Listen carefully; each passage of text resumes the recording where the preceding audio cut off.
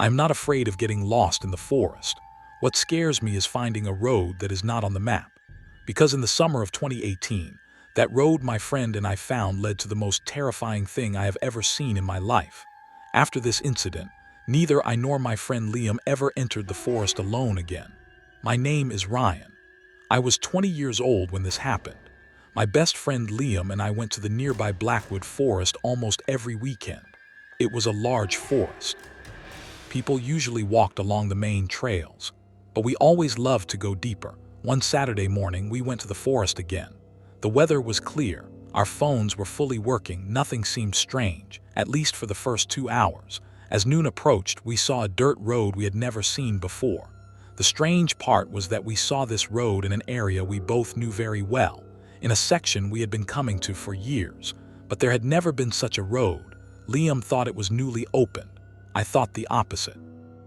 The road looked very old. The dirt was packed tightly. Large trees grew on the edges. It was as if it had been there for decades. I opened the map on my phone. The road did not appear. It wasn't on Google Maps. It wasn't on other apps either, but it lay clearly before us. Liam laughed.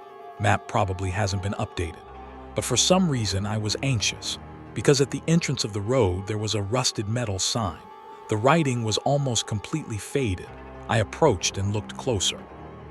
Only 2 words could be made out on the sign: "Turn back, Jerry Dern." Turn back. Liam got even more excited when he saw this. It's definitely worth checking out. I didn't agree, but in the end I went with him. I will never forget this decision for the rest of my life. As we went deeper into the road, the forest began to change. First, the bird sounds disappeared, then the wind, then absolute silence.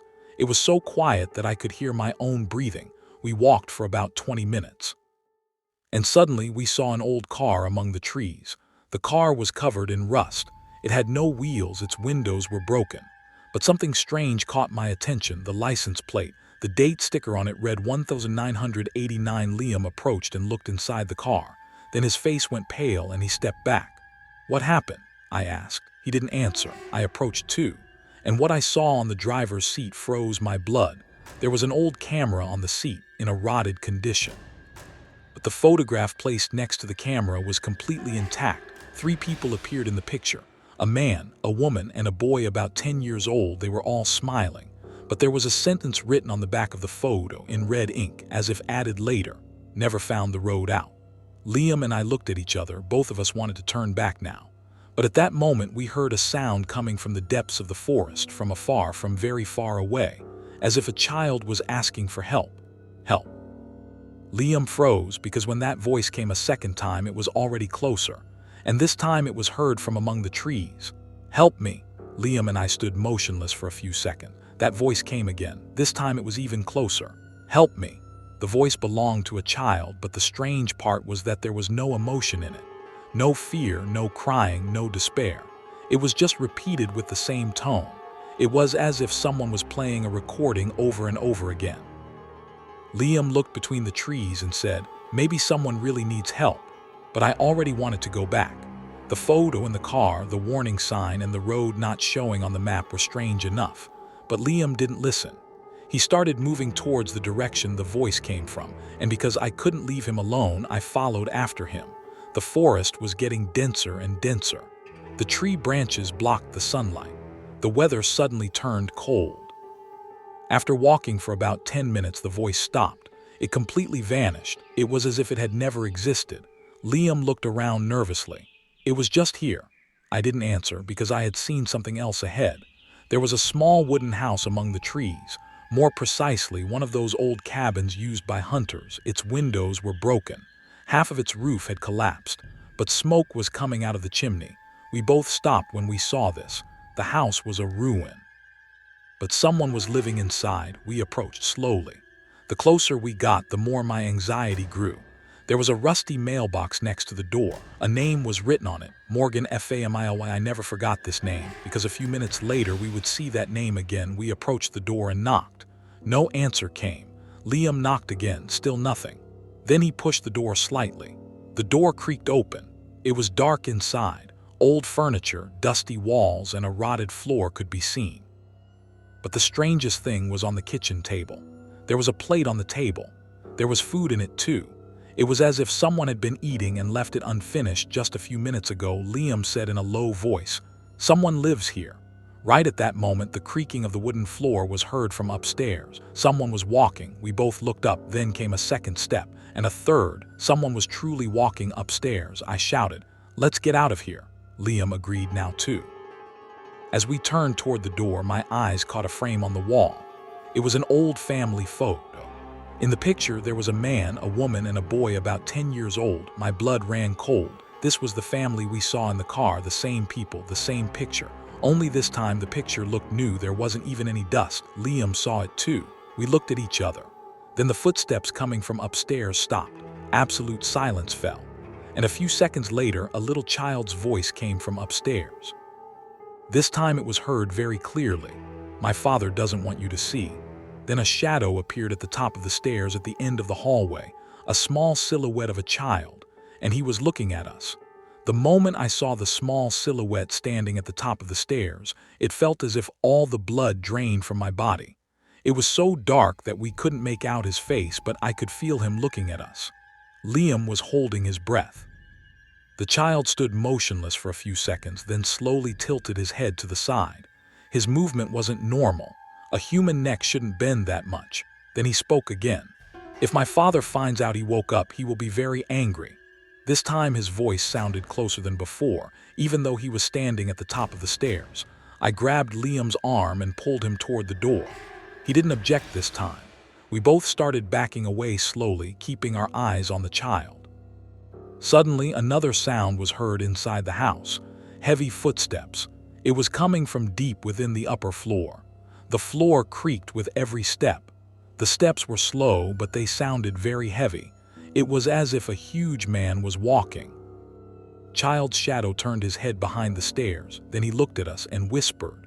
As soon as he said this word, something crashed heavily to the floor on the upper story of the house. The whole building shook. Liam wasn't waiting anymore. He ran toward the door. I lunged after him. We burst out of the house and began running into the forest. The sound of the door slamming shut came from behind us. Then those heavy footsteps again. But this time they weren't coming from inside the house, but from outside. I didn't dare to look back. After running for about 2 minutes, we stopped to catch our breath. Liam was holding his knees with both hands. I was checking our surroundings. Then something caught my attention. The forest had changed. The direction we came from was gone. Neither the road was visible, nor the car. Our surroundings consisted only of trees. I pulled out my phone. There was no signal, and the battery, despite being at 100% in the morning, had dropped to 12%. Liam looked at his phone too. His wouldn't turn on at all. Suddenly, a ringing sound came from afar, an old telephone ring from inside the forest. It lasted for a few seconds, then it stopped. I looked at Liam. He had heard it too. "This is impossible," he said. But at that moment, the ringing started again, this time closer. Looking in the direction of the sound, we saw a phone booth among the trees. Yes, an old telephone booth, in the middle of the forest, in a rusted condition. As if it had been there for decades. The ring was still sounding. Liam shook his head. "No, I'm not going near that." But strange as it was, I started approaching it. There was a strange feeling inside me, as if someone was calling me there. I reached the booth. I opened its door. The ringing stopped. Nothing happened for a few seconds. Then the phone rang again on its own. My hand was shaking, but I picked up the receiver, and the voice coming from the other side changed my whole life. Because the person speaking on the phone was me, my voice, the same tone, the same breath, and he said only one sentence, "Ryan, don't look behind you." The moment I heard my own voice from the other end of the phone, my blood ran cold. I was so scared I almost dropped the receiver. The voice on the other side fell silent for a few seconds, then spoke again. This time it was more panicked. "Ryan, no matter what you hear, don't look behind you. Get out of there. Now." I was trying to hold my breath. Liam was looking at me from a distance. I could tell from the expression on his face that something wasn't right. My own voice was heard on the phone again. "We didn't find the road. You can still make it out in time." Then a strange static came from the line and the connection was cut. I stood motionless for a few seconds. Then I slowly put the receiver back. Liam immediately came over to me. He asked what I had heard. When I told him the truth, the color completely vanished from his face. At that moment, the sound of a snapping branch came from behind us. Then another, then another. It was as if something huge was moving among the trees, but there were no footsteps. Only branches were breaking. We both looked in the direction of the sound at the same time. A human figure was visible among the trees. It was very far away. It stood motionless. Its face couldn't be made out, but its height was strangely long. Liam whispered, "Is that the man from the house earlier?" I didn't answer, because a second silhouette appeared next to the figure. Then a third. Then a fourth. Dozens of shadows stood among the trees, and all of them were looking at us. Suddenly, all of them started moving at the same time. They weren't running. They were just approaching slowly. This felt even more terrifying to me. Liam screamed and started running. I ran after him. We were out of breath. We fell multiple times while running through the trees. After running for about 10 minutes, we saw a dirt road ahead. We both rejoiced. We thought we had finally found the exit, but when we reached the road, our joy vanished, because this was not the road we had come from before. In the middle of the road stood an old wooden sign. Only one word was written on it, "Welcome," and behind the sign a small town was visible. At least that's how it appeared at first. As we got closer, we realized that all the buildings were abandoned. The windows of the houses were broken. The streets were empty. Even the wind blew, but it made no sound. It was as if the whole town was dead. Rusted cars stood by the roadside. The doors of some were left open, and in the display window of a shop an old newspaper appeared. Looking at the date, my heart could have stopped. August 12, 1989. This was impossible. The date we saw in the car just earlier, the same year, the same period. Liam shook his head angrily. "What is this place?" I couldn't find an answer, because when we reached the center of the town, we saw something even more terrifying. In the center stood a large information board. Pictures of missing people were hung on it. Dozens of pictures. Some looked new, some were very old. But the most terrifying of all was the last picture, because that picture belonged to me and Liam, our picture. It looked like it was taken this morning. And underneath it, a sentence was written with a black marker: "They arrived today." Liam and I stood frozen like stones in front of the information board. The moment I saw our own pictures, my brain refused to accept it. In the picture, we were wearing the clothes we wore when we left the house this morning. Even Liam's hat was the same. But who was the person who took this picture? We hadn't seen anyone since we entered the forest. Liam approached and tried to rip the picture off. As soon as he touched the paper, a faint sound was heard from behind the board. It was as if someone was crying. We both stepped back. The sound came again, this time more clearly. A woman was crying. It was coming from the old town hall building in the center of the town. Its windows were boarded up with wood. Its door was half open. Under normal circumstances, I would never go in there. But normal circumstances had ended long ago. Liam said he heard the voice. I nodded in confirmation. Then we approached the building together. When we opened the door, a smell of mold and rotted wood came from inside. There was thick dust on the floor, but a strange detail caught my attention. Hundreds of footprints were visible on the dust. It was as if many people had been entering and leaving the building lately. But none of those people were visible in the town. The sound of crying led us to the second floor. It was coming from the room at the end of the hallway. When we reached the door, the sound suddenly stopped. Absolute silence fell. Liam slowly opened the door. The room was empty. Inside, there was only an old table, a few chairs, and a large map hanging on the wall. As I approached the map, my heart sank, because this was a map of our region. Blackwood Forest was also visible, but there was something extra. A red circle was drawn in the middle of the forest on the map. And inside the circle, these words were written: "No exit zone." Liam looked at the map and laughed nervously. "This is a joke." I didn't answer, because at that moment a voice came from the old radio on the table, first static, then a human voice. "If you hear this, do not try to turn back." Voice was very weak. "The road does not take you back." Then the radio turned back into static. Suddenly, the sound of doors slamming came from the lower floor, followed by footsteps, dozens of footsteps, not one person, not two people, dozens. It was as if the whole town had suddenly woken up. Liam ran to the window. I went next to him too. And what we saw entered my dreams for the rest of my life. The streets of the town were no longer empty. The people who weren't visible just earlier were now standing in the streets. Hundreds of people, all motionless. All looking in the same direction, at the building, at us. And even more terrifyingly, among them were the man, woman, and child we saw in the picture in the car. The child slowly raised his hand, then he smiled, and in a voice loud enough to be heard from afar, he said, "My father found you." Right at that moment, the entrance door of the building burst open with a thud. Very heavy footsteps were heard on the lower floor. Thud, thud, thud. The floor shook with every step. Something was climbing up the stairs. And as each step got closer, Liam's face went pale, because we had already heard those steps once before in that old house. And this time that thing had found us. As the heavy footsteps coming from the stairs approached, the air inside the room changed. Breathing became difficult. Liam moved away from the window. I was looking at the door. The steps reached the second floor. Then they stopped in the hallway. There was absolute silence for a few seconds. Then I heard something breathing on the other side of the door. Heavy, deep. It didn't sound like a human breath. Liam whispered, "Let's look for a back exit." I nodded. We moved away from the door and went to the other side of the room. There was an old service staircase there. Its wood was rotted, but we had no other choice. Without going out into the hallway, we started going down those stairs. We tried to move slowly, because the door to the room upstairs hadn't opened yet. When we reached the last step, a crash came from upstairs. The door had been opened. Something had entered the room, and it hadn't found us there.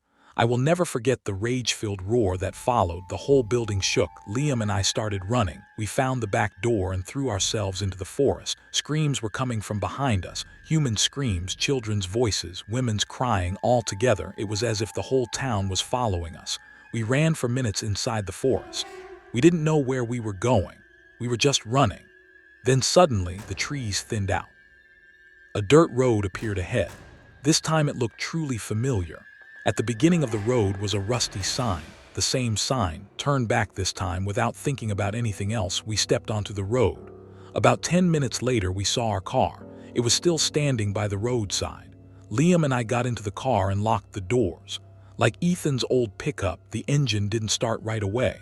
We tried for a few seconds. Those seconds were the longest seconds of our lives. Because footsteps were coming from the forest again. Thud, thud, thud, this time closer. The engine finally started. Liam shouted, "Go!" I pressed the gas all the way down. We didn't look back, not even once, until we got out of the forest. When we reached the town, our phones started working again.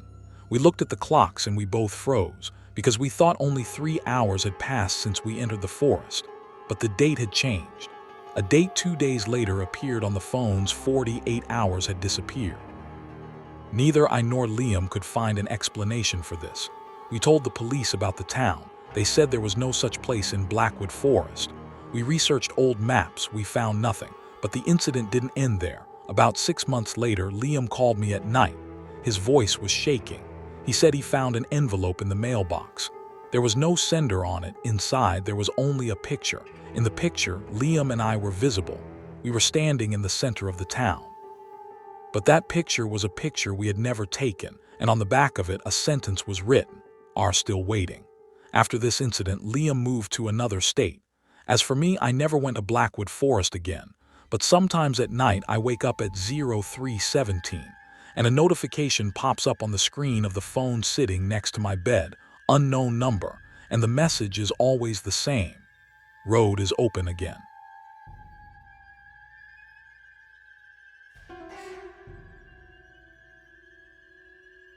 Finding an abandoned camp in the forest is not scary. What is scary is that the people in that camp are still waiting for you to return. I learned this when I was 23 years old, and after that night, I never went to the forest during hunting season again. My name is Cole. This incident happened in the autumn of 2021. My father and grandfather were hunters, so I grew up in the forest since childhood. I was taught how to survive in the forest, find direction, and stay away from dangers. But no one had prepared me for what would happen in the Black Creek Forest. That day, my friend Tyler and I went out for a deer hunt. We entered the forest early in the morning. The weather was cloudy, but everything seemed normal. Around noon, we saw the tracks of a deer and followed them away from the main route. That was our very first mistake. The tracks of the deer led us into a very deep part of the forest. As the surrounding trees grew denser, the phone signals disappeared. Tyler said this was normal, but for some reason I was starting to feel anxious. About an hour later, the tracks suddenly vanished. It was as if the deer had lifted into the air and disappeared. We were preparing to head back when we saw an old tent among the trees in the distance. Then a second one. Then a third. A few seconds later, we realized this wasn't just a tent. This was a large hunting camp. There were at least 15 tents. And in the middle, a large campfire site was visible. The strange thing was that the camp was completely empty. No one was to be seen. But it didn't look abandoned at all. It was as if people had left the place just a few minutes ago. Tyler laughed and said that maybe it was a camp of other hunters. But when I reached the side of the campfire, the feeling inside me changed. The ashes were still warm. It showed that someone had been here recently. However, there was neither a car track nor a human sound around. Then I saw the strangest thing. An old black and white photo was hanging at the entrance of one of the tents. 7 hunters appeared in the photo. The picture was very old, maybe 50 years old, and on the back of it there was a date written with a marker 1974. Tyler picked up the photo and looked at it, and the smile on his face vanished, because one of the men in the picture looked exactly like him. The same face, the same eyes, the same hairstyle. It was as if it were an older version of him. I said it was a coincidence, but Tyler wasn't laughing anymore. And right at that moment, a whistling sound was heard from among the trees behind the camp, long, slow, and a whistle that was strangely disturbing. We looked toward the direction the sound came from. Nothing was visible. Then the whistle came a second time, this time closer. And following it, a sentence was heard from inside the forest, very faint, but we both heard it. "Leave before night falls." Tyler and I stood without speaking for a few seconds. The voice coming from inside the forest was a human voice, but strangely, despite coming from afar, it was as clear as if it had been whispered right next to our ears. Tyler looked in the direction the whistle came from, then turned toward me. "Let's get out of here." It was the first time I felt fear in his voice. I agreed too. But just as I wanted to turn back completely, my eyes caught a long wooden table next to the campfire. There was an old notebook on the table. Normally I wouldn't touch it, but for some reason I approached and opened it. The first pages were blank. On the following pages, names were written, dozens of names along with dates: 1982, 1983, 1984, 1985, 1986, 1987. The list continued. When I reached the very last page, my heart sank, because the last entry was written just 3 days ago, and underneath it there was only one sentence: "They will come again tonight." Tyler read this too. This time, both of us wanted to run out of there. But the whistling sound came from inside the forest again, this time very close. So close that it was as if it was coming from inside the camp. We both turned around at the same time, and we saw a man on the other side of the campfire. We didn't know how he had gotten there. A second ago, he wasn't there. Now he was standing. He was an old man. He had a long beard. An old hunter's jacket could be seen on him. The strangest thing was that he wasn't looking at us. He had lowered his head. He stood motionless. Tyler called out cautiously, "Do you hear anything?" The man didn't answer. We took another step closer. Still no answer came. Then the man slowly raised his head. At that moment, I forgot to breathe, because he had no eyes. Only dark hollows appeared in place of his eyes. Tyler stepped back. I did too, but the old man wasn't looking at us. He was looking at the forest behind the camp. Then he spoke in a low voice. His voice sounded tired, as if he had repeated this 1,000 times. "They come at sunset." Tyler wanted to ask something, but the old man suddenly turned his head, and for the first time he looked directly at me, rather, the place where his eyes should have been turned toward me. "It is already too late." Before I had a chance to ask what he meant, the sounds of snapping branches were heard from inside the forest. Not one, not two, dozens. It was as if a large number of people were walking among the trees at the same time. Tyler raised his gun. I turned around too and looked toward the direction of the sound. And I saw the shadows moving among the trees, first one, then 3, then dozens. They were all moving in the same direction, toward the camp, toward us. And at that moment the old man said his last words. "There are many of them this time." A few seconds after the old man said, "There are many of them this time," the shadows among the trees began to appear more clearly. At first I thought they were humans, but as they approached, a strangeness could be felt in their movements. They weren't walking. They were gliding, as it were. They advanced as if their feet weren't touching the ground. Tyler had raised his gun, but I could see his hands shaking. I squeezed my own rifle too. When the first figure emerging from among the trees reached the edge of the camp, the moonlight fell upon it, and at that moment I realized what I was looking at. These were not humans, at least not anymore. Their faces were strangely elongated. Their skin had taken on a gray color. Their eyes appeared completely black, and they wore old hunting clothes. The jackets of some had rotted away. The hats of some were still on their heads. It was as if the hunters who had gone missing in the forest years ago had returned. Tyler stepped back a step in fear, and at that moment the old man shouted, "Run!" Without thinking about anything, we started running. We entered the forest behind the camp. The sounds coming from behind us did not resemble human voices. It was neither a scream nor an animal sound. It was as if a large number of people were whispering at the same time. As those sounds got closer, my head began to ache. Tyler had felt the same thing. I saw him holding his ears a few times. After running for about 10 minutes, an old observation tower appeared before us. It was built of wood. Its height would be about 4 stories. Its stairs looked half-rotted. Tyler stopped to catch his breath. I looked back. The shadows were still coming. But the interesting thing was that they weren't approaching the tower. They stood among the dark trees, and they were just looking at us. When Tyler saw this, he suggested climbing the tower. We had no other choice. We started climbing the steps. The wood creaked with every step. Finally, we reached the highest platform. From there, a large part of the forest was visible, and the sight we saw took our breath away. Below, there was not a single camp. There were dozens of camps in different parts of the forest. All of them were set up in the same way. A campfire site was visible in the middle of all of them. All of them were completely empty. It was as if the entire forest was filled with the camps of missing hunters. Tyler whispered, "This is impossible." I didn't answer, because I saw an old radio device in the corner of the platform. It was covered in dust. It didn't even have a battery, but suddenly it turned on by itself. First came static, then a man's voice was heard. "If you are in the tower, do not go down." Tyler and I froze. The voice continued, "They start to see you after midnight." Then the radio fell silent for a few seconds, and it said the final sentence, "But if you have already seen them, it is too late."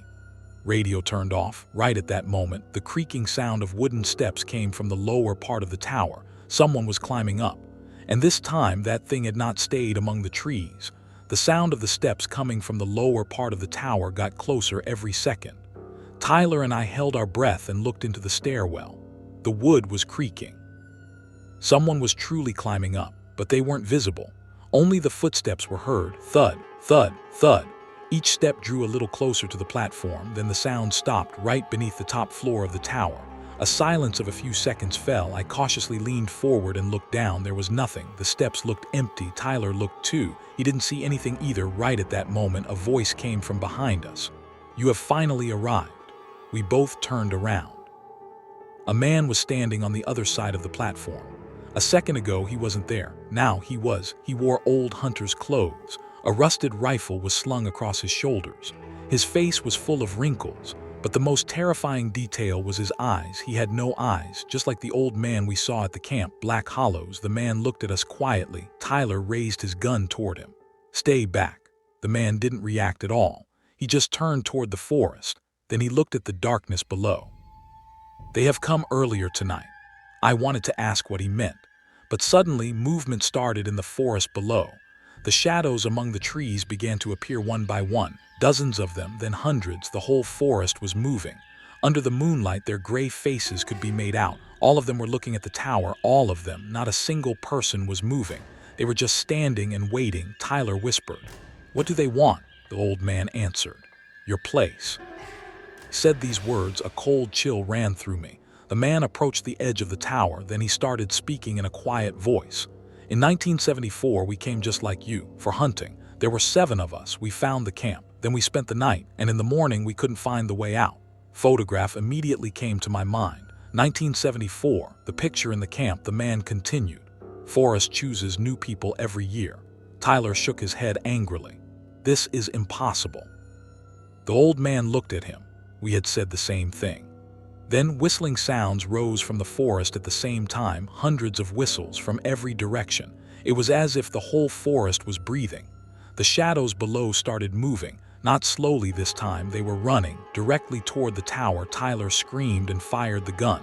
The bullet hit one of the figures below, but nothing happened. The figure didn't stop. It didn't even fall. It just kept running. A few seconds later, hundreds of black silhouettes reached the bottom of the tower. The tower began to shake. They were climbing the timbers. They were coming up. And now we had very little time left. The tower was shaking beneath us. The wood creaked so much that it looked like it would collapse at any moment. Below, hundreds of black silhouettes were trying to climb. Tyler had panicked. He emptied all the bullets in his gun, but it had no effect. The bullets looked as if they were passing right through them. After each shot, they would only stop for a few seconds, then continue climbing up again. I turned toward the old man. "How do we get out of here?" I said. The man remained silent for a long time. Then for the first time, a sad expression appeared on his face. "There is a way out, but each time only one of two people can use it." Hearing these words, my heart sank. Tyler had understood the same thing. "What does that mean?" he shouted. The old man didn't answer. He just pointed to the other side of the tower. There was an old metal ladder there. It extended downward and went into the thick forest. The interesting thing was that none of the silhouettes were approaching that side. The tower shook again. The sound of breaking wood came from below. They had already reached the top floors. Tyler looked at me. I looked at him. Both of us were thinking the same thing. Then something unexpected happened. The old man took his rifle and went toward the entrance section of the tower. This time his voice was harsher. "Do what we couldn't do," I wanted to object, but it was already too late. The first black figure emerged onto the platform from below, followed by a second, a third, then dozens. The old man raised his rifle. And at that moment, a strange thing happened. The black silhouettes stopped for the first time. It was as if they knew him. The man said quietly, "I have been waiting for 50 years. Then he looked at us. "Run." Tyler grabbed my arm. We both ran toward the metal ladder. Screams, whistling sounds, and the shaking of the tower were heard behind us. We climbed down the ladder, then we entered the forest. We ran without stopping. I don't know how long we ran, maybe half an hour, maybe more. Suddenly the trees thinned out, and the main road appeared before us. Our car, it was standing in the same place. We both got into the car and locked the doors. The engine started. This time I looked back. Hundreds of figures were standing at the edge of the forest. They weren't stepping onto the road. They were just looking. It was as if they couldn't cross some boundary. Then one person stepped forward from among them, the old man from the tower. But he didn't look like before anymore. His face had grown even older. He looked at us. He lowered his head slowly and disappeared into the darkness. Tyler drove the car and took us away from there. We never returned to that forest. But the incident didn't end there. About a year later, Tyler called me. His voice was strained. He said he found an old photo in front of his house door. A photo dated 1974, the picture we saw in the camp, 7 hunters. But this time, 2 new people were added to the picture, me and Tyler. And on the back side, only one sentence was written, "Next season." Since that day, whenever autumn comes, I have the same nightmare, the tower, the whistling sounds, the black silhouettes, and the same words coming from the depths of the forest. "Leave before night falls."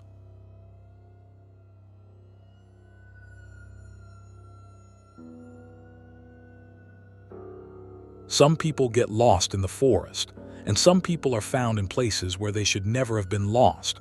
But what happened to me is like none of these, because the radio signal I received that night was coming from me. But I hadn't reached there yet. My name is Ethan Brooks. This incident happened in October 2019. At that time, I was working as a forest lookout in a national park.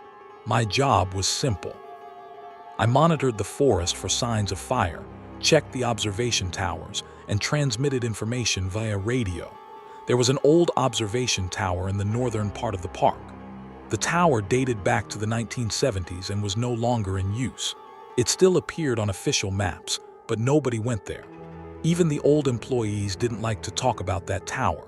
One evening while on my shift, I picked up a strange signal on my radio device.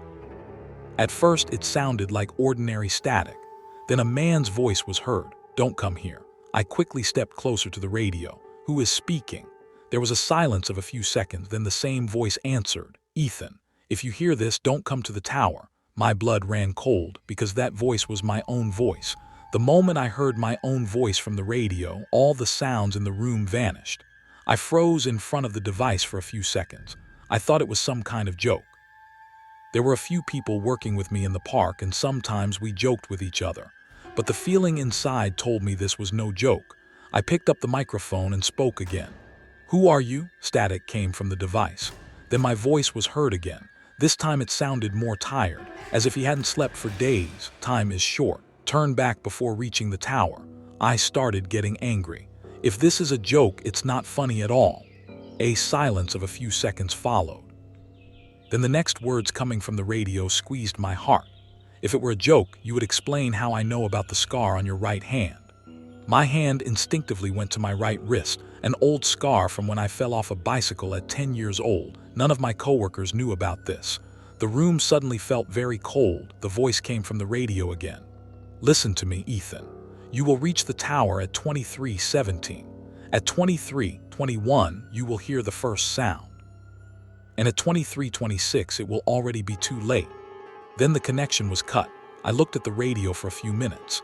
My mind refused to accept it, but curiosity proved stronger than fear. About half an hour later, I got into my service vehicle and headed in the direction of the old tower. The road was getting narrower and narrower. The asphalt ended. The dirt road began. The surrounding trees were growing dense. About 40 minutes later, I saw the tower. It rose above the trees, old, rusted, and completely abandoned. I stopped the car. I looked at my watch, 23:16. For some reason, my heart started beating faster. A minute later, I reached the base of the tower. It was 23:17.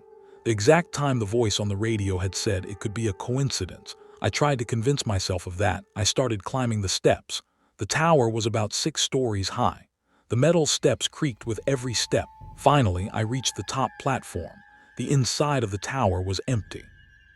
An old table, a rusted radio, broken windows, there was nothing else. I started laughing at myself. I thought all of this was nonsense. Then I looked at my watch, 23:21, and at that moment I heard the first sound from the lower part of the tower, the sound of someone climbing the steps. Thud, thud, thud, slow, quiet, but determined, at the exact time stated on the radio. And at that moment, for the first time, it crossed my mind. Maybe the radio was telling the truth. The footsteps coming from the steps continued. Thud, thud, thud. Each sound came a bit closer than the one before. I approached the edge of the platform and looked down. The surroundings of the tower were faintly lit by moonlight. The shadows of the trees stretched across the ground, but no one was visible on the steps. Yet the sounds continued. Thud, thud, thud, as if someone invisible was climbing up. I backed away. My heart was beating so fast that I could hear my own pulse in my ears. Suddenly, the old radio device turned on by itself. Static came. Then my voice was heard again. "Ethan, don't look down." I froze because the moment the radio said this, I instinctively wanted to look down. A few seconds later, the voice spoke again. "No matter what you see, don't look down." I approached the radio. "What is down there?" Silence. Then the answer came. "Me."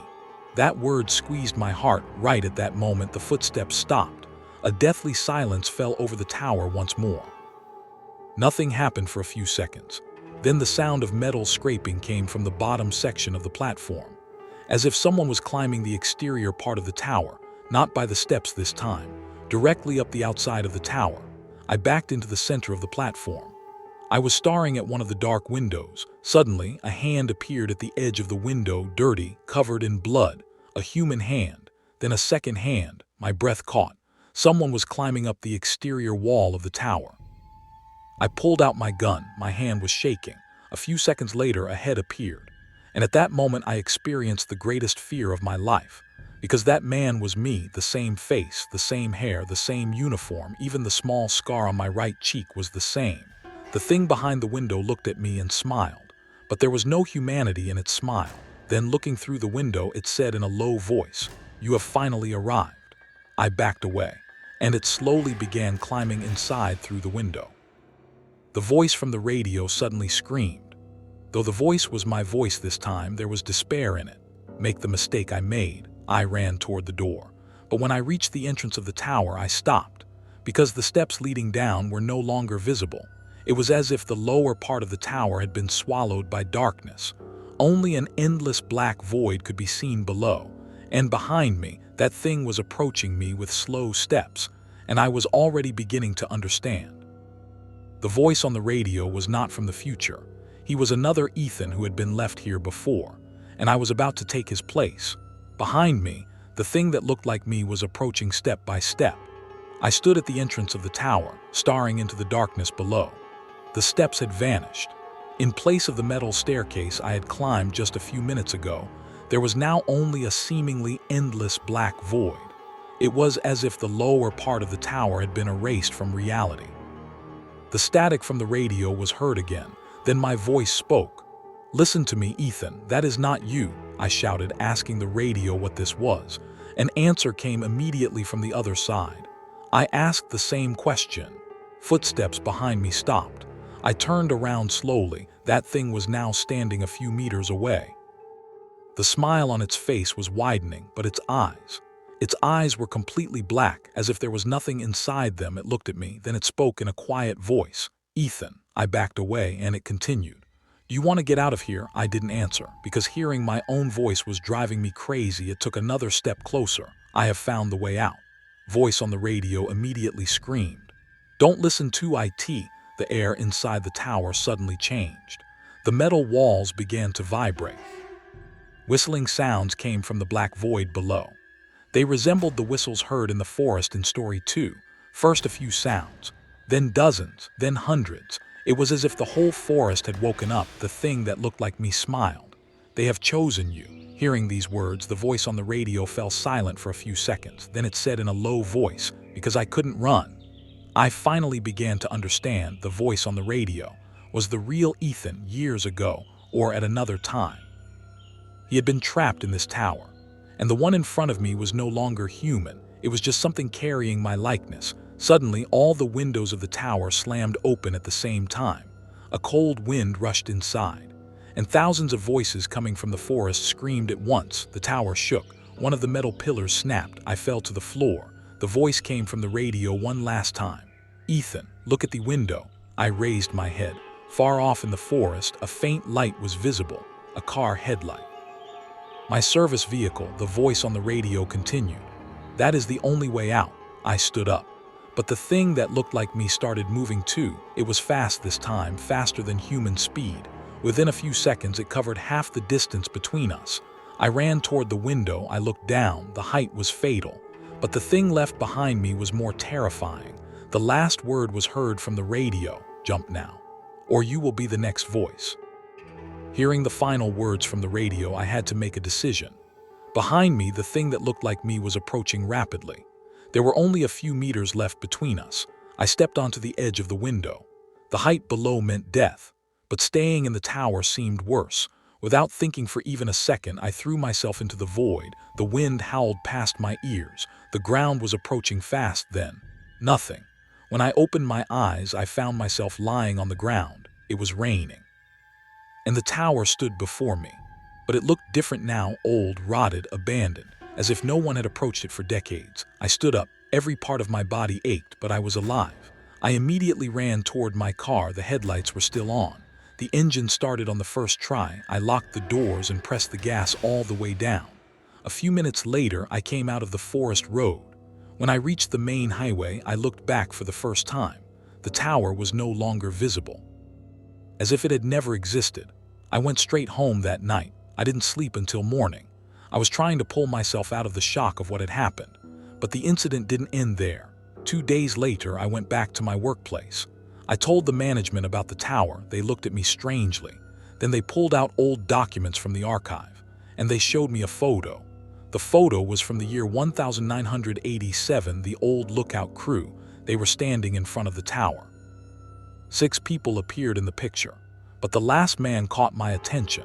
Because that man was me, the same face, the same hair, the same uniform, only the picture had been taken 32 years ago. I couldn't find an explanation for this. One of the workers showed me another document too. The name of the lookout working in that tower in 1987 was Ethan Brooks, my name, my last name, completely identical. And according to official records, that Ethan Brooks had vanished during a night shift. His body had never been found. I quit the job. I moved to another city. After this incident, I never worked as a forest lookout again. But sometimes at night at 23:17, my phone rings. The number doesn't show. When I answer, at first only static is heard. And then a familiar voice comes, my voice. And every time it says the same sentence. Come to the tower this time. Phone immediately disconnects. And a few months ago, I found a nameless envelope in my mailbox. Inside, there was only one photo, the old observation tower, a picture dated 1987, and a man was standing at the very top window of the tower, me. And on the back of the picture, only one sentence was written with black ink. Thank you for taking my place. If any of these stories felt familiar to you, if you too see a road not showing on the map, an abandoned camp, or an old observation tower deep in the forest, maybe the smartest decision would be to turn back. Because some places are not forgotten, they are just waiting, and sometimes they are looking for new guests.